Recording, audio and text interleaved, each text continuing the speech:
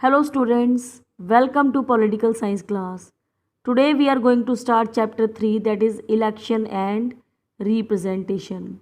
First of all, what is election? Election is just like a game in which there are certain rules to elect any person as our representative. So, rules and system of conducting elections are written down in the constitution of a democratic country. You know that India is a democratic country, and in any democratic country, rules and regulations are written down in the constitution or the law book of our country. And the outcome of the election depends on the rules we have adopted. जिस तरह से किसी भी game के outcomes उसके rules के ऊपर depend करते हैं, वैसे ही किसी भी इलेक्शन का रिजल्ट जो है वो उसके रूल्स के ऊपर ही डिपेंड करता है. Here we can take the example of one game that is called chess. Chess में you know that the movement of the knight और घोड़े की चाल जो है वो 2.5 स्टेप्स होती है, 2.5 स्टेप्स. लेकिन अगर उसकी जो मूवमेंट है वो स्ट्रेट कर दी जाए या स्लांटिंग कर दी जाए, then outcome of the game will be different.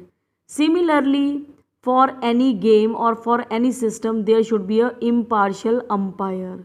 We can take here the example of cricket कि क्रिकेट में whatsoever is the decision taken by the umpire should be accepted by all the players of the game. तो इसी तरीके से elections में भी एक impartial authority होनी चाहिए who is conducting the election and the outcome of the election should be acceptable to all the players that who are contesting the elections. So we can say that before the beginning of any game or before the beginning of any system, there should be certain rules and umpire that should be agreed upon. Now, next topic is elections and democracy. Democracy is of two kinds, direct democracy and indirect democracy. Democracy means public rule, and indirect democracy where citizens directly participate in decision making process. So example is Gram Sabha. You know that in a village, in Gram Sabha, all adult members participate in the decision making process. So it is called direct democracy where all people participate in decision making process.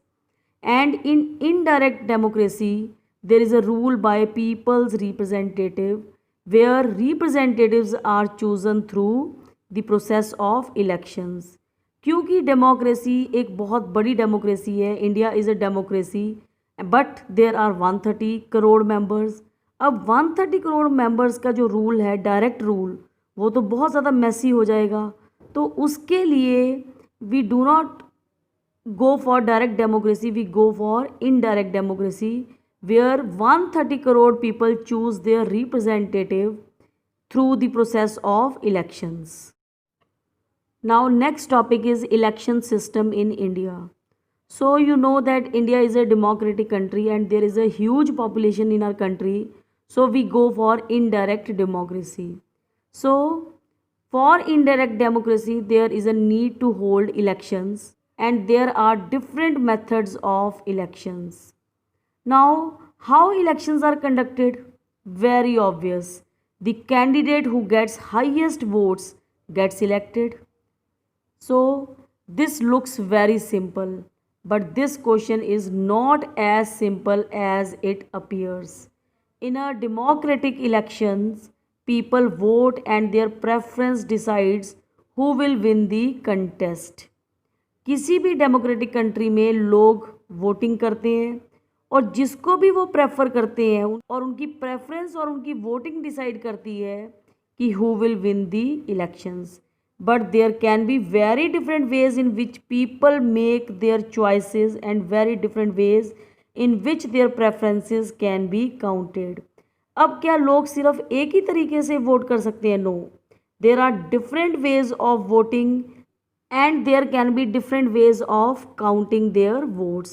So these different rules of the game can make a difference to who the winner of the game will be.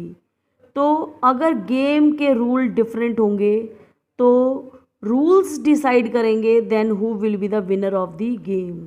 Some rules can favour bigger parties, some rules can help the smaller players, some rules can favour the majority community and others can protect the minorities. So we can say that rules will decide that who will be the winner of the game. Rules decide करते हैं that what is the probability of winning the elections or winning the game. और अगर rules change कर दिए जाते हैं then probability of winning the game will be different or will be changed.